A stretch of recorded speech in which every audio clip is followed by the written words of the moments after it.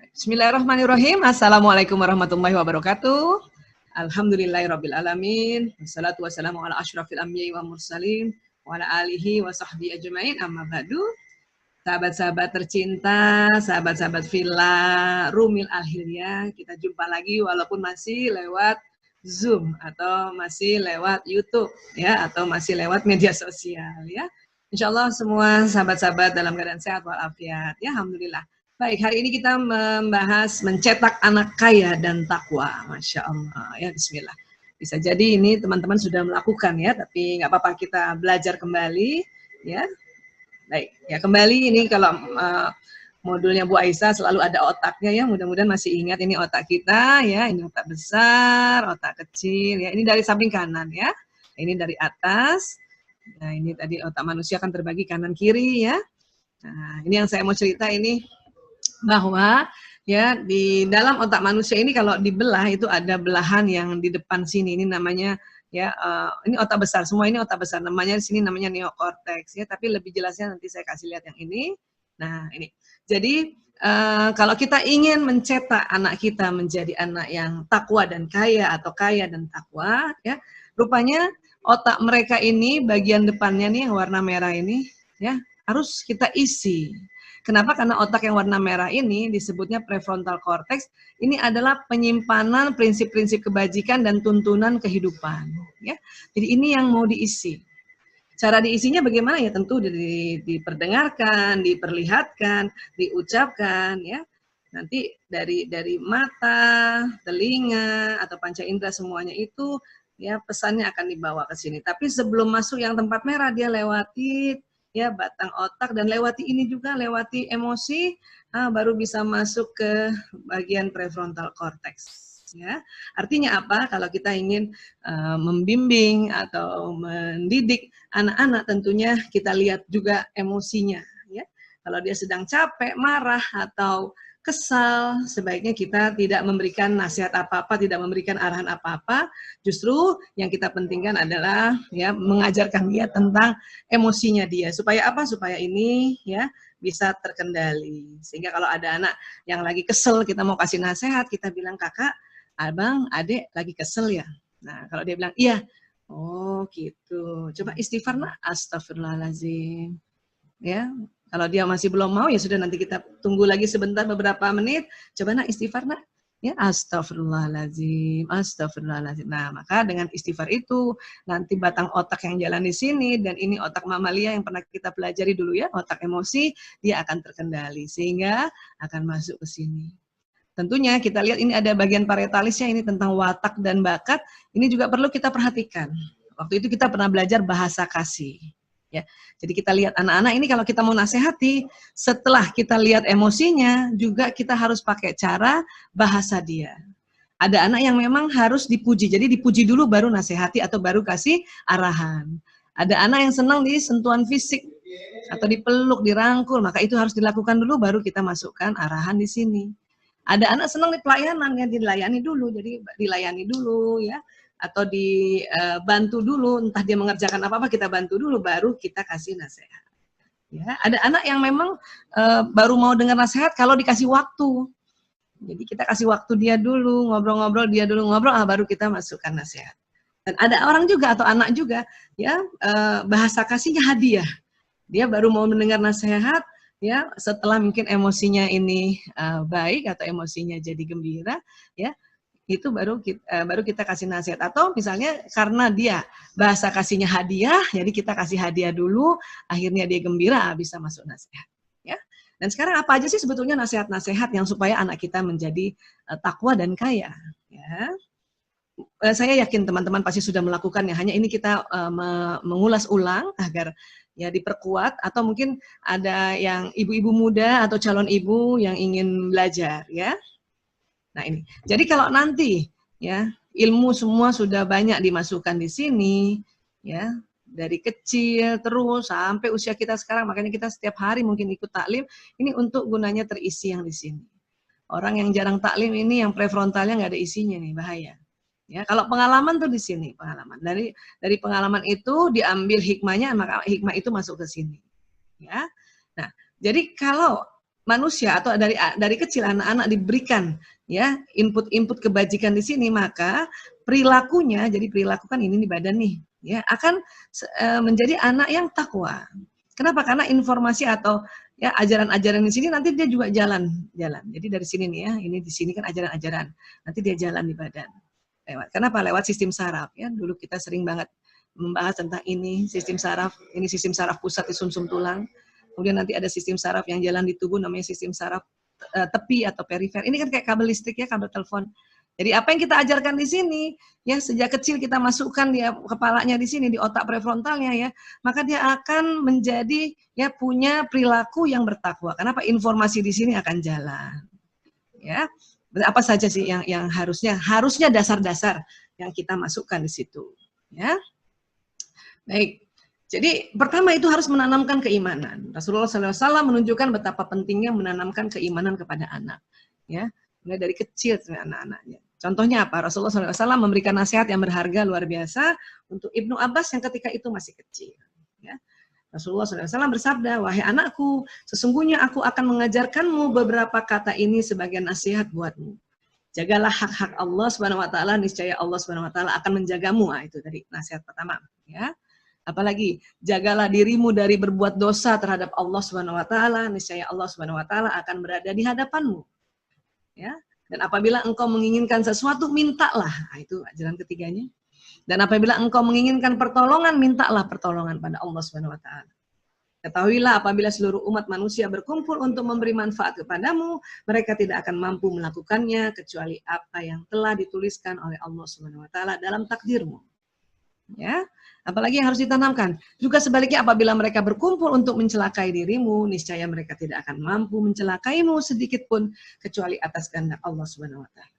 Ya, pena telah diangkat dan lembaran takdir telah kering. Ini hadis Rasulullah SAW riwayat At-Tirmizi. Ya. Jadi hadis tersebut tuh menggambarkan pada anak dasar keimanan bahwa tidak ada Tuhan selain Allah Subhanahu Wa Taala. Kenapa? Karena tidak ada penolong kecuali Allah yang Maha Kuasa. Allah Subhanahu Wa Taala yang senantiasa membalas kebaikan. Tidak ada tempat meminta kecuali Allah Subhanahu Wa Taala dan tidak ada tempat bergantung kecuali Allah Subhanahu Wa Taala. Nah, ini yang gimana caranya kita harus masukkan ke anak-anak utamanya supaya masuk di otak yang tadi kita kasih warna merah yang namanya prefrontal. Ingat cara memasukkan itu tadi, lihat emosinya, kemudian lihat dulu ini anak laki-laki atau perempuan. Kalau anak laki-laki ya senang dengan gambar-gambar, anak perempuan juga senang, tapi lebih-lebih anak laki-laki. Ya. Ini kita bisa ajarkan seperti itu. Terus apalagi? Ini yang paling penting juga keteladanan. Ya, sebaik-baiknya dakwah adalah dengan keteladanan. Keteladanan adalah perkataan yang tercermin dalam tindakan atau sebaliknya, ya tindakan yang tercermin dalam perkataan. Dalam memberikan keteladanan lakukan dengan konsisten. Ya, konsisten artinya istiqomah. Karena konsistensi akan membuat keteladanan melekat dalam diri anak. Jadi terus-terusan setiap hari gitu ya. Nah, ini nggak boleh merasa bosan, capek kasih teladan pada anak ya. Nah, ini yang harus disadari. Mungkin teman-teman sudah melakukan tapi ini kita ulang-ulang lagi ya. Beberapa contoh keteladanan yang mulai dapat dibiasakan di rumah itu membaca Al-Qur'an setiap hari. Anak harus lihat ini. Salat berjamaah di masjid bagi laki-laki ya, berjilbab bagi wanita, berdoa dan berkata lembut, tidak merokok ya. Mungkin orang tua nih ada yang merokok nih, ya. Makanya tapi itu tadi ini bahaya nih kalau keteladanannya tidak dibentuk, dibiasakan dari rumah. Ya. Apalagi bersedekah jariah, ya. Dan masih banyak keteladanan dari Rasulullah SAW yang dapat mulai dibiasakan oleh diri sendiri, ya, maupun bersama pasangan terlebih dahulu sebelum meminta anak-anak mengikutinya. Ya. Jadi itu contoh-contoh keteladanan. Nanti di mana sih contoh keteladanan itu masuknya? Itu nanti akan masuk di otak yang di sini, frontalis. Yang di belakang prefrontal. Dari mana masuknya? Itu tetap dari mata, dari telinga, ya, dia lihat, dia jalan, ya, dan dia harus ya keteladanan itu apa yang didengar dan apa yang dilihat dia harus sama. Kalau seorang ibu minta anaknya, ya sudah azan setiap azan misalnya dengar azan asar atau azan maghrib, terus ibunya suruh anaknya sholat kan lewat telinga kan? Nah, itu lewat telinga dan akan jalan di badan ini. Ya. Kemudian itu juga dia akan naik terekam di sini. Ayo sholat maghrib. Nah itu kata ibunya. Masuk di sini, sholat maghrib, nanti jalan, sholat maghrib. Nah ini jalan. Tapi pas matanya, dia lihat ibunya nggak sholat, malah ibunya pegang gadget. Atau ayahnya, ya, abinya begitu. Abinya suruh sholat, pas itu anak lihat abinya masih pegang gadget. Maka pesan yang di telinga ini akan ditiadakan dengan pesan yang jalan di mata. Itulah pentingnya keteladanan.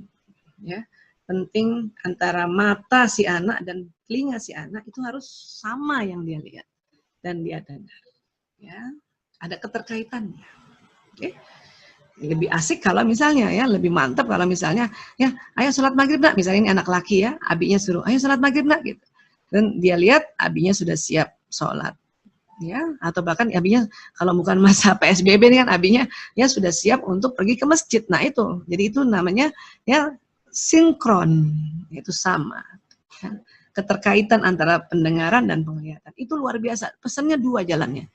Satu dari pendengaran, satu dari penglihatan. Maka apa yang terjadi, badan anak ini akan mengikuti lebih cepat dibanding kalau hanya ya disuruh saja atau didengar saja. Tapi mata dia tidak melihat bahwa ada keteladanan. Ya. Apalagi yang harus kita masukkan, menumbuhkan rasa cinta, mahabbah. Ya. Keimanan tidak akan menjadi kuat tanpa adanya rasa cinta atau mahabbah. Kepada siapa ya? Tentu pada Allah, pada para nabi dan Rasulullah SAW, dan kepada ya cinta kepada Islam dan syariatnya. Rasa cinta itu dapat ditimbulkan dengan suatu pembiasaan. Apa sih pembiasaan? Nah, pembiasaan itu mengubah lingkungan sekitar sehingga senantiasa mengingatkan kita pada sesuatu yang kita cintai. Ya. Jadi kita harus ya membuat pembiasaan itu agar apa, akan timbul rasa cinta yang begitu kuat, tertanam sangat dalam, apalagi sejak kecil. Ya, kenapa? Karena pembiasaan ini juga itu akan masuk di otak yang frontalis, yang otak keteladanan, dan juga nanti masuk ke otak prefrontal juga. Ya. Baik, rasa cinta pada Allah Subhanahu Wa Taala. Ya, dalam surat Ali Imran ayat 31, Bismillahirrahmanirrahim, katakanlah wahai Muhammad. Jadi Muhammad disuruh berkata ya kepada orang-orang saat itu ya, jika engkau benar-benar mencintai Allah, ikutilah aku. Maksudnya ikutilah Muhammad. Niscaya Allah mengasihi dan mengampuni dosa-dosamu. Allah Maha Pengampun, Maha Penyayang. Ya. Jadi rasa cinta pada Allah Subhanahu Wa Taala atau mahabbatullah ya, adalah rasa cinta paling tinggi yang dapat diwujudkan seorang hamba kepada Rabb-nya. Ya. Nah, berapa caranya supaya dia anak-anak kita mahabbah ya, tadi ada beberapa langkah efektif ya. Sering menyebut asma Allah Subhanahu Wa Taala. Ajari untuk memahami sifat-sifat Allah Subhanahu Wa Taala. Ajari untuk senantiasa bersyukur pada Allah Subhanahu Wa Taala. Kaitkan semua kebaikan itu dengan Allah Subhanahu Wa Taala. Tapi ingat, lakukan dengan cara dialog, atau itu istilahnya lakukan dengan dialogis. Ingat, ini emosinya di limbik sistemnya itu harus anak dalam keadaan gembira dan menerima, ya, atau semangat. Dia lagi capek, lagi kesel, lagi ya, kita lihat-lihat dulu nih, ya. Nah itu tadi kita lihat kan tadi kalau kita ajarkan ya asma Allah, terutama itu tadi Allah misalnya, gitu. Ya Allah, atau basmalah, Bismillahirrahmanirrahim. Anak harus dengar kalau ayah bundanya atau abi uminya ucapkan itu pas mau melakukan sesuatu kan Bismillahirrahmanirrahim. Si anak juga walaupun dia belum kalau kita mengucapkan Bismillahirrahmanirrahim kan ini mulut kita ya, dia jalan di badan kan Bismillahirrahmanirrahim, Bismillahirrahmanirrahim. Nah, anak mendengar. Ya. Nah di badannya juga langsung jalan Bismillahirrahmanirrahim. Dan dia lihat juga matanya, ada ucapan mulut orang tuanya ya, mengucapkan basmalah Bismillahirrahmanirrahim. Ini juga jangan. Dan kita juga membiasakan kalimat-kalimat thayyibah. Ya, alhamdulillahirabbil. Masya Allah, tabarakallah, astagfirullahaladzim. Nah itu penting, itu pembiasaan ya menyebut asma Allah. Ya, karena ini semua badan manusia ini sesungguhnya kalau disebut asma Allah atau kalimat-kalimat thayyibah atau zikir-zikir, itu dia senang sekali ini badan ini, Masya Allah, dia gembira sekali. Kenapa? Karena ya ini tadi dalam proses penciptaannya, ini di dalam sel-sel otot ini itu ya antar sel-sel otot itu mereka berkomunikasi. Ini triliunan sel di sini. Jadi kalau kita lafazkan Bismillahirrahmanirrahim, itu semua sel kayaknya gembira banget. Dia bilang sama sel yang lain, ya, ini dengan nama Allah yang Maha Pengasih lagi Maha Penyayang. Ya, kita ini dikasih dan kita disayang. Ya, mungkin dia begitulah kira-kira. Ya. Nah, kemudian Asmaul Husna. Asmaul Husna itu dalam penelitiannya tahun 2000 ya, oleh Ian Marshall dan Donna Zahar, itu ternyata ditemukan Asmaul Husna itu programnya ada di otak manusia yang ini namanya lobus temporalis di atas telinga. Ya, di sini ada program.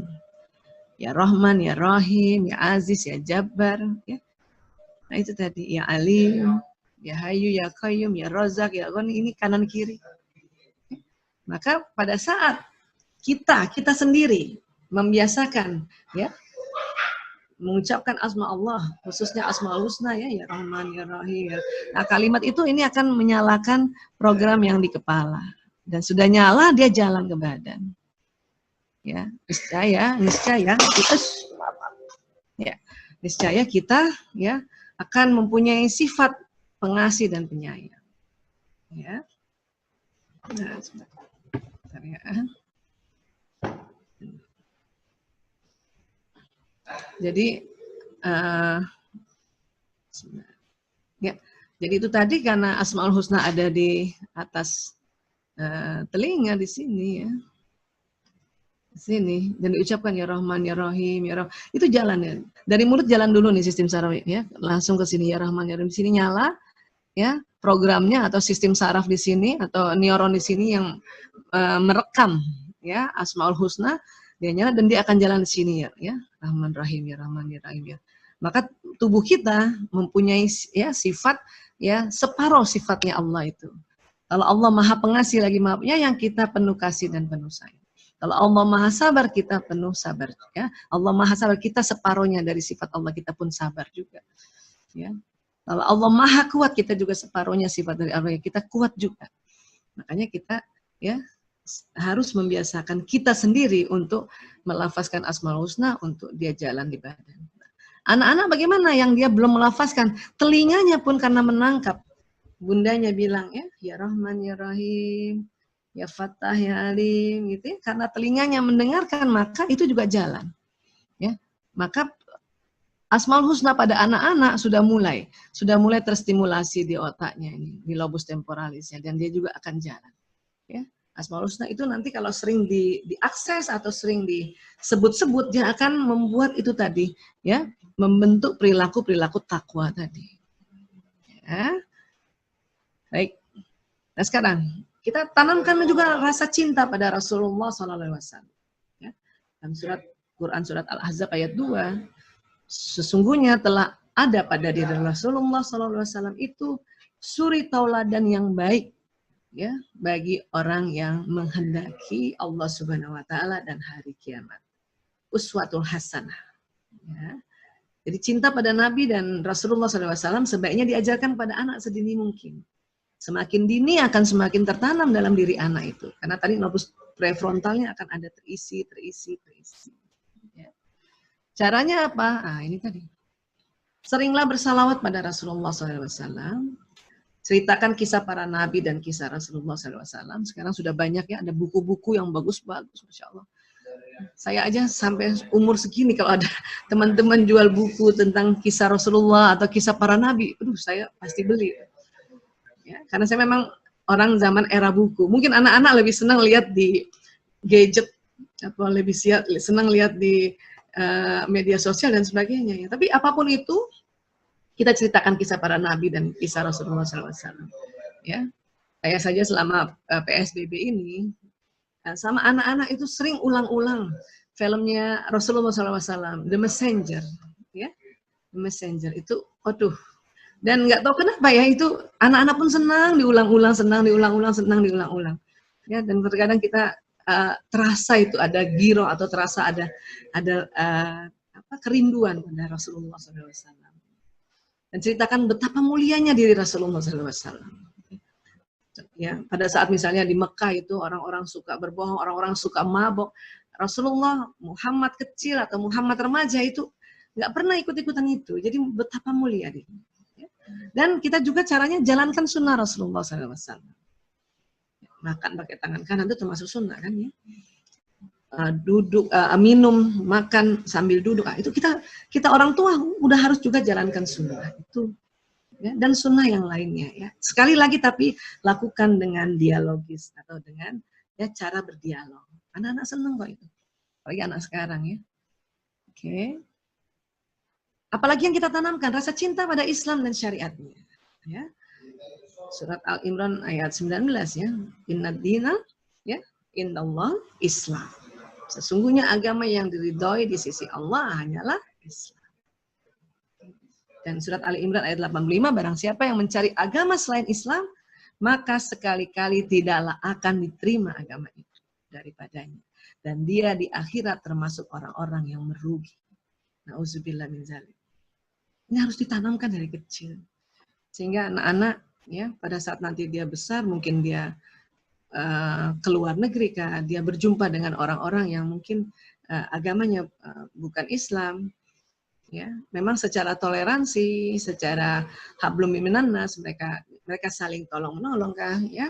Tetapi itu tadi ya secara akidah tetap anak-anak kita dari kecilnya karena sudah dimasukkan ya tentang bahwa yang agama diridhoi Allah itu Islam, dan itu tadi kalau kita pindah agama itu kita akan merugi.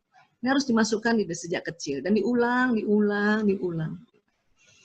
Kenapa sejak kecil? Itu tadi supaya otaknya yang di prefrontal itu diisi.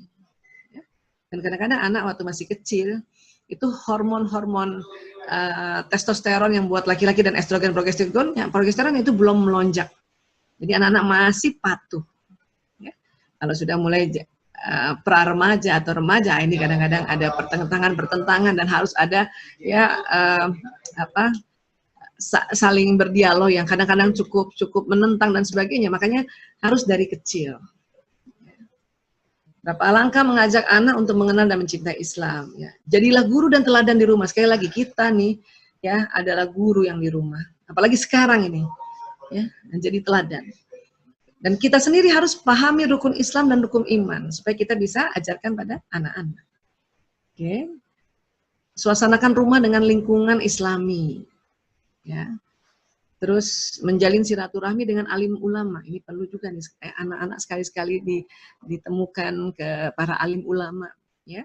Kita ikut taklimnya, kita kedatang ke rumahnya, ya. Memilih teman dan lingkungan bermain. Ini penting orang tua. Untuk lihat lingkungan teman bermainnya itu apa. Dan ajarkan anak untuk memilih teman. Ya, karena sangat besar pengaruhnya. Nah, ini beberapa langkah untuk mengenal dan mencintai Islam, ya. Nah, sekarang tadi kan itu untuk mencetak anak takwa. Ya, itu dasar-dasarnya itu tadi ya. Dasar-dasarnya ya, dan juga pasti ajaran-ajaran lainnya kita berikan, ajaran-ajaran tentang kesantunan, ajaran-ajaran tentang akhlak, ya. Nah, sekarang kita juga ingin mencetak anak kaya. Ya. Nah, ini ada menurut Katie Malmrose, seorang ahli kecerdasan finansial anak. Jadi bayangkan ya, sekarang ada ahlinya kecerdasan finansial anak. Untuk memiliki keterampilan mengelola uang yang baik, anak harus dilatih setidak-tidaknya dalam hal menabung. Ini mungkin udah sering juga, kita juga dari kecil juga diajarin gini ya. Melakukan pembayaran mandiri atas kebutuhan-kebutuhan tambahan mereka. Jadi anak-anak yang pergi bayar sendiri, misalnya untuk beli pulpen, beli pensil, mengelola uang saku, melakukan pekerjaan-pekerjaan rumah tangga tertentu untuk dapatkan uang saku tambahan, itu boleh loh sama anak-anak. Ya. Umi, Bunda, aku bantu cuci piring ya, Bun. Satu piring misalnya, satu piring Rp1.000 atau Rp2.000. Nggak apa-apa, itu mereka biar semangat. Okay. Mencari pekerjaan ringan di luar rumah, ini juga mungkin kalau udah mulai agak-agak besar, mencari pekerjaan ringan di luar rumah. Ya. Entah magang kerja di tempat fotokopi kan, atau ya pokoknya pekerjaan ringan lah di luar rumah. Mungkin di Indonesia belum terbiasa begini. Kalau di luar negeri udah terbiasa, anak-anak remaja itu sudah terbiasa jadi tukang cuci piring di restoran, tukang bersihin meja-meja makan di restoran, ya. Itu udah terbiasa. Kita tuh belum terbiasa, ya. Dan kita itu tadi berderma atau sedekah dan berinvestasi. Jadi kata Malmrose tuh ini nih cara mengelola. Dan ketika melakukan hal-hal tersebut, mungkin mereka akan melakukan kesalahan. Ya, jadi waktu masih kecil, remaja, dia melakukan yang tadi kita minta, ada melakukan kesalahan. Ya. Tapi lebih baik melakukan kesalahan kecil di waktu kecil daripada kesalahan besar di waktu dewasa. Ya, karena kalau waktu dia melakukan kesalahan, kita bisa bahas atau kita bisa ingatkan atau kita bisa revisi. Ya. Kalau nggak kebiasaan seperti itu dari kecil, itu nanti malah besar melakukan kesalahan besar. Nah, sekarang kita harus membentuk pemahaman akan uang, ya, akan rezeki. Ya. Di Quran itu banyak sekali landasannya. Kita ambil 2 saja. Ya, surat Ar-Ra'd ayat 11. Bismillahirrahmanirrahim. Sesungguhnya Allah tidak akan mengubah keadaan suatu kaum sebelum mereka mengubah keadaan diri mereka sendiri. Ini ayat ini harus dari kecil. Ya. Kamu mau misalnya termasuk untuk belajar ya. Kamu mau mendapat nilai matematika 100, ya, ayo kamu ubah keadaan dirimu, ubah cara belajarmu. Ya. Nah itu tadi.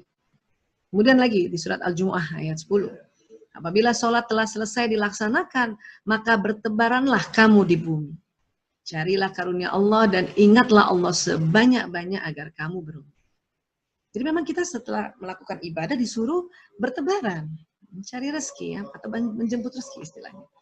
Ya, kita mencari karunia Allah. Tapi itu tadi, kita mencari karunia Allah dan disuruhnya ingat Allah banyak-banyak. Jadi dalam bekerja pun kita harus ingat Allah. Supaya apa? Agar kamu beruntung. Ya, jadi agar kamu beruntung. Nah, itu jadi Allah sudah ajarkan kita sebetulnya konsep tentang rezeki dan konsep juga tentang uang. Tapi terkadang ucapan orang tua yang tidak disadari masuk ke pikiran bawah sadar anak dan berdampak sangat besar bagi kehidupan anak-anak di kemudian hari. Apa sih itu? Nanti kita lihat ya. Untuk itu kita sebagai orang tua perlu berhati-hati dalam menanamkan nasihat dan saran mengenai uang kepada anak-anak. Kenapa? Ini anak-anak itu kalau masih kecil ya, itu kepalanya masih fresh itu otaknya. Ya, nanti kalau kita menanamkan nasihat dan saran yang keliru tentang uang ya pada anak-anak itu berbahaya, ya, berdampak pada anak-anak. Contohnya apa? Misalnya gini. Ada beberapa ucapan dan pendapat yang perlu dikoreksi dari orang tua. Apa itu tadi? Ya. Orang tua suka bilang ini sama anaknya, uang itu akar dari segala masalah. Itu anak akan masuk di otaknya. Orang kaya tuh biasanya serakah. Oh, itu masuk di otaknya. Makanya tuh anak nggak bisa kaya. Kenapa? Dia takut kalau orang kaya tuh serakah. Ada lagi nih, ada bapak-bapak ngajarin anaknya ini, orang yang punya rumah besar itu koruptor. Apa yang terjadi? Itu anak pas dia besar nggak bisa punya rumah besar. Kenapa? Karena sudah masuk di dalam bawah sadarnya kalimat-kalimat ini. Ada lagi kalimat, kamu harus bekerja keras untuk menjadi kaya. Wah, ini kalau kita dengar ini berat banget ya otak kita ya. Jadi anak-anak kadang-kadang malas bekerja keras, udah nggak usah kaya deh, harus bekerja keras. Ada lagi kalimat, tidak semua orang bisa kaya. Waduh, itu bikin putus harapan. Ya, ada lagi, uang tidak akan pernah buat puas. Ini juga membuat putus harapan ini. Uang buat orang selalu berkelahi. Nah, ini jadinya nggak berani nih kita punya uang atau ya menjadi orang kaya. Ada lagi kalimat, uang tidak bisa membeli kebahagiaan. Aduh. Dan harta di dunia ini adalah titipan. Sebetulnya kalimat ini ada benarnya, cuman ini ada tambahannya, artinya harus ada penjelasannya yang lebih lengkap. Ya, kita bisa ganti seperti ini sebetulnya. Ya, diberi penambahan seperti ini. Uang dapat menjadi akar segala masalah dan kebahagiaan juga. Jadi akar segala masalah uang dan akar segala kebahagiaan juga uang. Ya, nah itu tadi. Tidak semua orang kaya serakah. Kita masukkan tuh. Jadi kita ganti kan. Jadi kan kalimatnya semua orang kaya serakah. Tidak semua orang kaya serakah. Memang ada orang kaya serakah, tapi tidak semua. Nah itu tadi, rumah besar kalau didapatkan dari korupsi tidak berkah. Artinya kan bisa rumah besar itu tidak didapatkan dari korupsi. Ya? Kalau tadi kan kalimatnya itu tadi ya. Pokoknya rumah besar itu pasti, kalau rumahnya besar itu pasti korupsi. Itu bahaya itu. Berkali-kali ada kasus kayak begini, dari kecilnya dikasih tahu begini, sampai itu orang besarnya nggak mau punya rumah besar, kecil aja. Ya, padahal dia sanggup sebetulnya. Ya. Nah ini, kamu harus bekerja cerdas dan pintar untuk menjadi orang yang beruntung. Ya. Kenapa sih bukan orang yang kaya? Enak orang beruntung itu. namanya juga beruntung. Yang orang beruntung tuh pasti jadi kaya ya. Tapi kan bekerja cerdas dan pintar, bukan bekerja keras. Karena kalau kata keras itu kok kayaknya berat banget ya. Malas keras. Ya, kalau cerdas dan pintar itu membutuhkan kreativitas di otak. Ya. Nah itu tadi.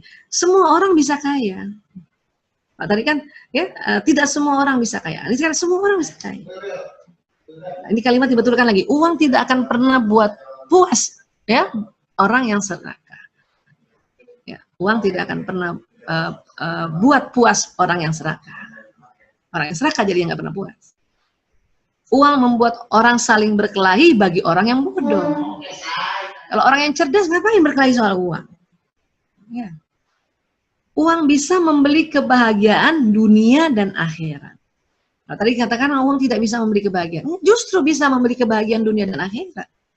Kita kalau nggak punya uang gimana kita bahagia di dunia, Pak? Bagaimana kita bisa mencukupkan makanan kita, ya, pakaian kita, kemudian kebutuhan-kebutuhan lain, kebutuhan kesehatan, kebutuhan pendidikan, ya. Dan kalau kita punya uang, kita kan bisa bersedekah, kita bisa pakai uang itu di jalan Allah. Makanya itu kebahagiaan akhirat. Harta di dunia semua titipan, maka cari dan gunakan dengan baik dan benar. Memang harta di dunia semua titipan, ya. Makanya cari dan gunakan dengan baik yang benar. Ada dampak nggak? Ada orang waktu dengar dari kecil harta di dunia semua titipan gitu, maka dia nggak berani punya harta di dunia. Karena nggak berani punya harta di dunia, dia juga jadi malas bekerja. Gitu. Ya, ini. Jadi kalimat-kalimat yang tadi itu, yang sebelum ini bahaya. Ini kalau sering kita ucapkan tanpa penambahan kayak yang ini, ya, apa yang terjadi itu masuk di otak anak-anak. Makanya banyak juga anak-anak pas besar kok dia nggak bisa sukses ya, padahal dia punya kemampuan di atas itu. Banyak loh begitu. Ya. Nah sekarang ada lagi program uang saku. Ya. Jadi jawaban dari masalah mengelola uang saku adalah perlu adanya suatu program yang dapat membuat anak mempelajari bagaimana mengelola uang secara nyata. Program ini adalah program uang saku. Jadi memang kita harus ada istilah-istilah kayak gini ya. Saya yakin mungkin teman-teman ibu-ibu sudah pernah melakukan ini. Cuman ini kita mudah-mudahan lebih terarah lagi ya. Kalau sudah terlanjur pada anak-anak yang sudah nanti buat cucu ya. Atau buat ibu-ibu muda nih insya Allah. Untuk anak-anak ya. Program uang saku ini bukanlah program uang saku biasa, tetapi suatu program yang dapat membuat anak-anak mengalami secara nyata permasalahan-permasalahan dalam mengelola uang. Jadi bukan program uang saku, oh ya anak-anak memang harus dikasih uang saku misalnya, per hari 5.000 misalnya. Bukan yang kayak gitu, tetapi ini membuat anak yang kita bikinkan program supaya dia melewati permasalahan-permasalahan dalam mengelola uang. Ya. Apa program uang satu? Satu, penentuan jumlah. Ya. Hal yang perlu dilakukan orang tua adalah menghitung jumlah yang sesuai untuk uang saku anak-anak. Jadi kita memang perlu menghitung. Untuk itu perlu dihitung apa yang berkaitan dengan transport. Kalau memang dia naik transport, ya naik transport umum. Tapi kalau misalnya dia diantar oleh abinya atau diantar oleh uminya, mungkin itu nggak masuk. Ya. Uang jajan. Nah, uang jajan kita lihat nih, ibu kalau harus tahu di sekolahnya itu pergi ke kantinnya, ya lihat nasi goreng berapa di situ, nasi ayam berapa di situ, oke. Bakso berapa di situ? Itu anak keluar main berapa kali? Misalnya gitu. Kalau memang ibu kasih uang jajan. Atau mungkin, oh dia keluar mainnya 2 kali. 1 kali adalah makanan yang dibawa dari rumah. Ya, keluar main yang kedua, ya mungkin karena makanannya sudah habis. Oh dia masih kepengen tambahan, misalnya dia bakso. Kira-kira berapa bakso di situ? Kalau minum kan bisa. Kalau minum kan bawa sendiri. Misalnya gitu ya. Kalaupun habis kan, nggak tahu. Kalau sekolah yang bagus kan dia menyiapkan dispenser untuk penambahan air. Ya, karena sekarang kan sudah harus pakai tumbler sendiri. Tapi kalaupun enggak, kita hitung juga kalau dia tambah, dia mau minum misalnya, ya teh kah atau jus kah itu berapa ya misalnya gitu. Jadi kita harus datang, ya kita harus datang. Oke, terus tabungan, uang tabungan ini juga harus berkaitan dengan uang tabungan. Jadi kita sudah siapkan juga untuk dia belajar nabung dan uang kesenangan untuk membeli atau membayar hobinya, apa terserah. Senang bola kah, senang. Mungkin kalau anak-anak sekarang ada tambahan uang kesenangan itu buat beli pulsa. Ya. Nah ini harus diperhitungkan. Jadi contoh nih ya. Jadi hitung total dari jumlah tersebut sehingga mendapatkan angka yang wajar. Nah ini misalnya contoh estimasi uang jajan per minggu. Transportasi 5.000 kali 6 hari. Ya. Uang jajan per hari 10.000. Ini contoh saja ya. Ini kita harus real. maka harus datang lihat ke tempat kantin sekolah itu. Uang tabungan, memang uang tabungan per minggu kita sudah patokin, ini kasih 15.000. Ya, uang kesenangan per minggu 15.000, terserah dia mau beli bola kah, mau beli pulsa kah, ya, jadi ini cuma contoh, nanti dapat dimodifikasi. Yang perlu diingat adalah jumlah itu haruslah wajar. Ya. Terus negosiasi. Langkah berikutnya adalah negosiasi jumlah tersebut pada anak. Hal ini diperlukan guna mengajari anak untuk menegosiasi dalam masalah keuangan. Ya. Dalam bernegosiasi, ya, tanyakan pada anak berapa uang saku yang dia minta untuk 1 minggu. Biasanya mereka akan meminta banyak-banyak. Ya. Nah, kalau mereka minta banyak, minta mereka menjabarkan secara terperinci uang saku itu yang akan mereka pergunakan untuk apa saja. Ya. Nah, biasanya mereka sendiri akan bingung dalam penyebutan perincian pemakaian uang tersebut karena mereka hanya mengarang. Lalu ajukan tawaran kita, turunkan sedikit dari budget, karena biasanya anak kita akan menawar atau meminta jumlahnya yang lebih tinggi. Nah, jika terjadi demikian, maka kita hanya cukup menaikkan sampai jumlah wajar yang telah kita hitung tadi.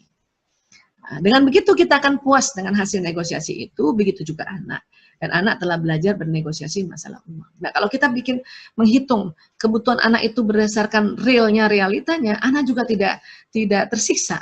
Dan kita juga puas, kita nggak parno atau nggak selalu curiga, nih anak uangnya buat apa ya, kok banyak banget ya, gitu. Dan kalau misalnya kita kasih nggak berdasarkan real, misalnya kita nggak tahu jajan di kantin sekolahnya berapa, kita kasih, tapi nggak cukup untuk beli makanan itu, atau itu repot nanti. Ya. Nah, contoh nih, ilustrasi, Ibu Ani memiliki 1 orang anak, namanya Ana, sekolah di kelas 5 SD. Ya, Bu Ani itu tadi telah mengestimasi tadi uang saku Ana sebesar 130.000 per minggu. Dan saat ini Ana memiliki uang saku untuk 1 minggunya 90.000. Dan Ana sedang mengajukan usul untuk kenaikan uang saku. Ya, ini ilustrasi saja. Ada percakapan kayak gini. Ibu memang kalau anak pernah, Bun, aku mau naikin uang saku dong. Nah, kita yang inisiatif. Ana, kemarin kamu kan minta ya kenaikan uang saku. Ayo kita ngomong yuk, atau kita bicarakan berapa uang saku yang kamu mau ajukan. Ana pasti kan main asal aja sebut. Gimana kalau 150.000 per minggu, Bun? Nah, ibu jangan bilang tidak atau iya langsung. Ibu harus ya ajarkan dia untuk ya merinci. Boleh Bunda tahu untuk apa aja 150.000 per minggu itu? Pasti anak ya untuk jajan, Bun. Teman-teman aku uang jajannya juga banyak. Nah, itu dia kasih alasan-alasan yang kadang-kadang asal aja ya. Ibu juga harus mulai ya beritahu perinciannya dulu dong sama Bunda. Ya Bunda. Nah, gitu.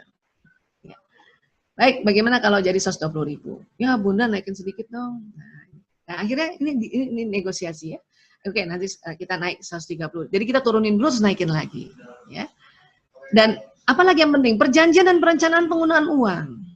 Supaya apa? Membiasakan anak menghadapi perjanjian, membuat semua sesuai dengan peraturan. Dengan perjanjian tercantum jumlah uang saku, jumlah uang yang ditabung, dan tertera berapa lama anak boleh mengambil uang yang tabungnya. Dan Anda pun harus membuat rencana penggunaan uang. Ya, nanti kira-kira perjanjian uang saku. Si anak ya menerima uang saku per minggu, nanti ditabung berapa, ya. Kemudian nanti setiap hari apa ditabung, nanti ngambilnya berapa. Si Bunda juga akan. Ini bagus banget ya. Saya pakai teknik ini nih, ya Allah, anak-anak jadi terkelola ya.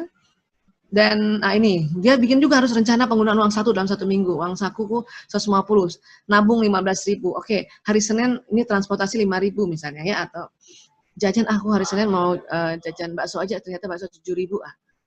Selasa saya mau jajan. Kira-kira gitulah ya. Nah, tabungan. Uang yang untuk tabungan dimasukkan dalam tabungan di saat pertama mereka menerima uang. Hal ini mengajarkan pada anak bahwa menabung harus dilakukan di awal dan bukan di akhir. Kenapa? Karena selama ini anak diajarkan bahwa tabungan adalah sisa dari konsumsi. Ya, karena kalau di sisa dari konsumsi yang sudah dipakai itu kadang-kadang menggelitik kita untuk menghabiskan. Makanya dari awal. Dan sebaiknya dibuat bank internal. Maksudnya apa? Karena kalau anak-anak nabung ke bank yang bank sungguh-sungguh di luar, kadang mungkin nggak sempat ibunya antar atau cuma 2 bulan, 3 bulan, ya. Makanya kita bikin namanya bank internal atau bisa disebut bank ayah atau bank bunda. Jadi kita yang simpankan, tetapi kita kasih buku tabungannya. Ya, layaknya maka bank internal memberikan bagi hasil seperti yang tercantum ya dalam perjanjian, dan hubungkan bagi hasil tersebut terhadap prestasi mingguan atau bulanan mereka, sehingga mereka jadi terpacu untuk menabung dan berprestasi. Dan jangan sekali-sekali mengurangi uang saku karena berniat menghukum. Itu bahaya. Ya. Kalau mau menghukum, punishment terhadap dia punya kekeliruan, itu diskusi saja. Ya, mungkin hukumannya cuci piring kah, ya, nyapu kah, begitu yang lebih baik. Oke. Nah, keuntungan adanya bank internal, anak-anak menjadi terbiasa menabung, anak-anak tahu bagaimana bertransaksi, anak-anak tahu bagaimana perkembangan uang mereka, anak-anak juga melihat transaksi keuangan mereka dengan jelas. Ya. Dan tentu harus ajarkan zakat, infak, sedekah. Tapi ingat, zakat, infak, sedekah itu dalam penyebaran agama Islam dimunculkan ya setelah iman semua umat sampai pada taraf kecintaan. Artinya pada dasarnya karena manusia nggak mau berbagi. Jadi kalau kita mau ajarkan zakat, infak, sedekah, ya itu langkah selanjutnya kita ajarkan dulu dia ya mengelola uang. Nah setelah itu kita ajarkan zakat, infak, sedekah dan uangnya mereka sendiri. Banyak ibu-ibu gini, ya misalnya kita anak mau ngajarin infak, diambil dari dompet ibunya, ini nak kasih orang itu. Nah itu masih kurang pas ya, atau masih kurang prima. Artinya kita ajarkan dari uangnya dia tuh sisa-sisanya atau uang dari yang uang jajan per minggunya itu, ya kita suruh dia zakat, infak, sedekah. Ya. Jadi sekali lagi teman-teman, ibu-ibu mungkin ini semua sudah pernah dilakukan, tetapi ini hanya sekedar pencerahan saja, ya. Dan insya Allah kita bisa tanamkan pada anak-anak. Kenapa? Karena otak prefrontal anak ini, ya, ini penuh dengan ajaran itu membuat dia semakin menjadi anak yang takwa dan juga yang kaya. Ya, baik teman-teman Rumil Ahilya. Ya, alhamdulillah, insya Allah kita jumpa lagi satu waktu ya. Mungkin kalau masih belum berjumpa nyata ya tetap kita jumpa lewat media seperti ini. Ya. Mudah-mudahan ini bermanfaat ya. Saya mohon maaf lahir batin. Ya. Wabillahi taufiq wal hidayah. Assalamualaikum warahmatullahi wabarakatuh.